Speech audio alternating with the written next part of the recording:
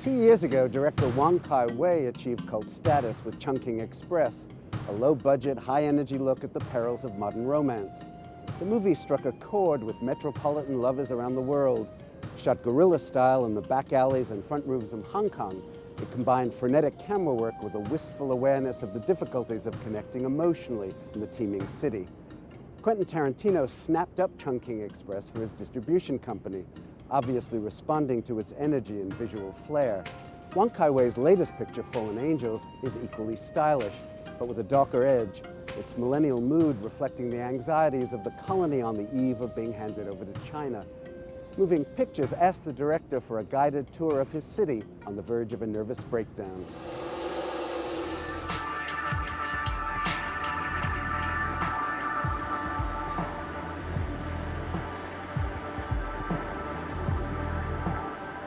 If I didn't live in Hong Kong, my style will probably be different. The only way I can make a film in a place is I have to know the place well, the people well, and I think I know Hong Kong well.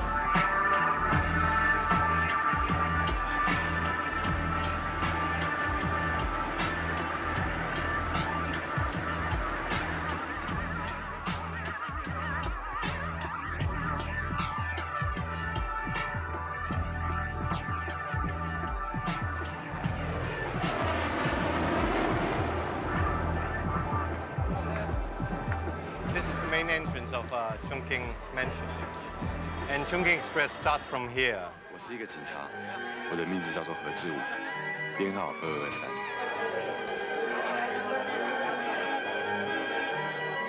This is the most busy place in Hong Kong. It's fast and it is confusing, you know. Anything can happen. 我们最接近的时候，我跟那个距离只有0.01公分。57个小时之后，我爱上了这里。 It's very much like a small mini Hong Kong. The people living here are from different cultural backgrounds, and they squeeze in a limited space.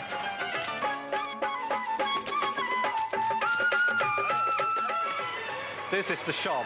This is the grocery stores where I buy the music for Chungking Express, the Indian music. It's not very expensive. It costs only $20 Hong Kong. This is the place where we shoot the shooting scene in Chungking Express with Bridget Lin shooting 2 Indians. This is the place.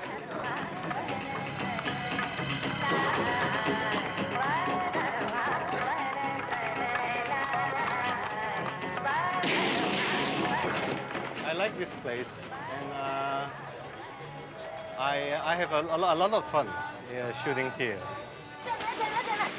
我跟他最接近的时候，我们之间的距离只有0.01公分。我对他一无所知。6个钟头之后，他喜欢了另外一个男人。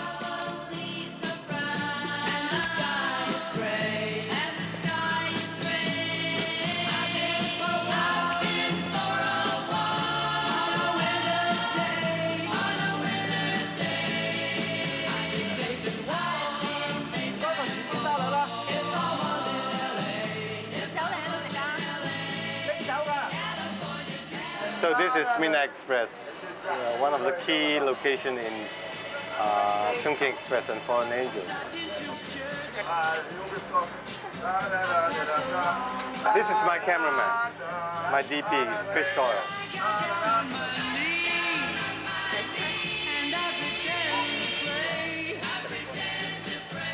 Basically, you're shooting in these kind of places where we're going to get hustled off the street anyway. You're shooting in the airport or the MTR or Chungking Express where you're going to be shot if you stay more than 10 minutes, you know, in one place. So you kind of, you know, it's kind of, yeah, the style is dictated by the circumstances in which you work. Oh my God, not you. Well, anyway, welcome anyway. This is where I live. In the film, this is basically where Tony Leung lives. And when he was not home, Fei Wong, who is like working in Midnight Express, she'd break in every day to see what this boy that she'd fallen in love with was really doing in his life.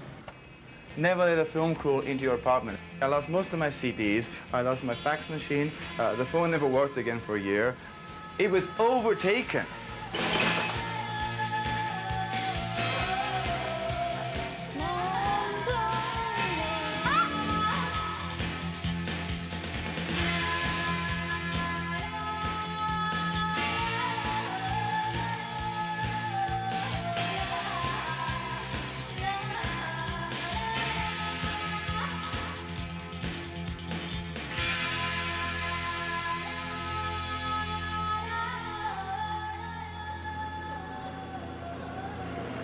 My first film, As Tears Go By, is quite successful, critically and commercially.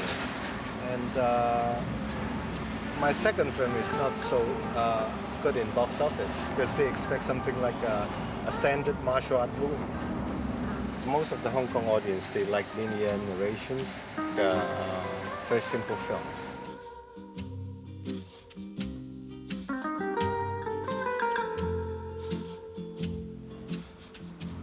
In fact, I don't know what my style is because I change from time to time.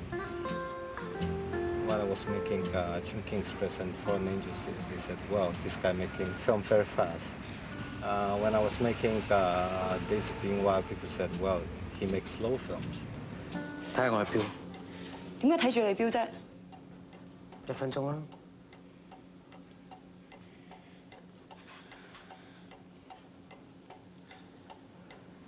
I think I would consider myself influenced by the East traditions more than the West. Maybe my films looks more westernized than other Chinese cinemas, Chinese filmmakers, but I think in the heart it is quite Eastern thinking. I'm very aware of time because it's gone and it won't come back. That is very Eastern. 有一日有個人指住鐘同我講，佢話會因為嗰分鐘而永遠記得我。我嗰陣時係覺得好好聽。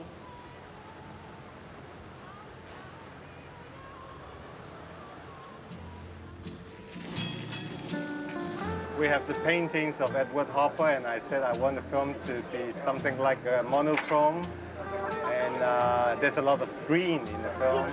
We actually see very monochrome because he's always wearing his sunglasses. I mean, you know, things seem to kind of dilute, you know, the colors a bit.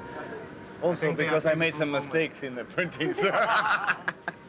He put 3 filters in front of the lenses, so it's always have problems in focus. We may have made a mistake, but we stuck with it.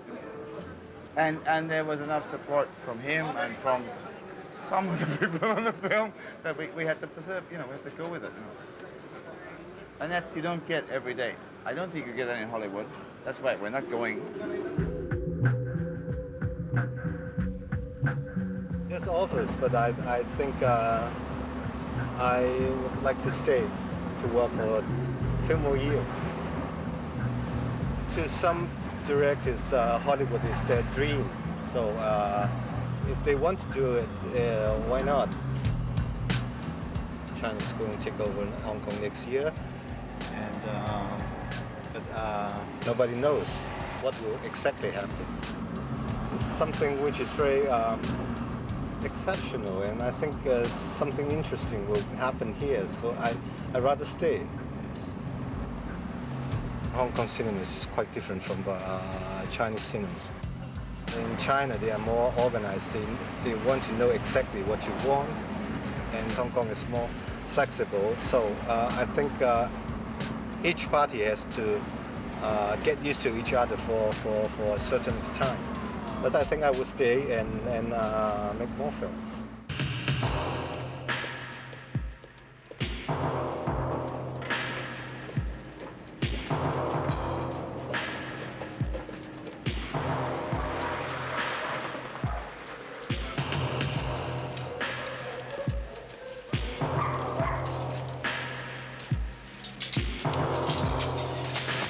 On the first day of shootings, we work in a very small tea house. The only way we can do is to shoot with a wide-angle lens. but I think we should do something more interesting. So I asked Chris, do we have an extremely wide angle lens? He said yes, but in that case, the face of Micheri should look like a banana.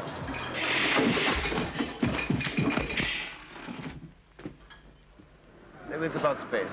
We use a wide angle because these people are so close together but so distant, and the camera should be close to them, therefore you feel very close to them, but you know that they're really separated by a great distance of, incomprehensibility. They can't talk to each other. That's after the fact. I mean, the real fact is, it was a small space and we had to get close, right? And then you start going in that direction and you say, hey, it's working, this is interesting. And then you try and put on another lens and you say, shit, I mean, anything else doesn't work.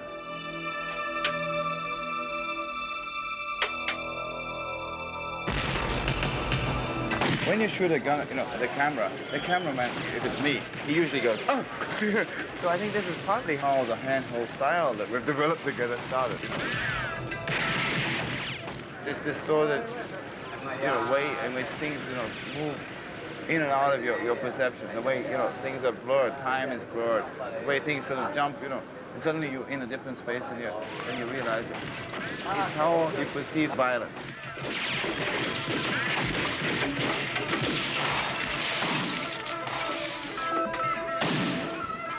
You won't admit it. But I hope it's poetic. I hope it's about poetry. I hope it's about the poetry of life. I hope it's about the poetry of love, the poetry of the impossibility of, various things, and the consequences of certain choices. I'm sure a lot of, and of course, time. There's so much of this stuff is about time, and obviously, you play with the time in which the film passes through the camera. I mean, this seems to be a logical step, N'est-ce pas? Talk like a film critics. Yes, I've been reading Tony Raines all week. And there's a special preview of Fallen Angels this Thursday at Nottingham's Shots in the Dark Festival.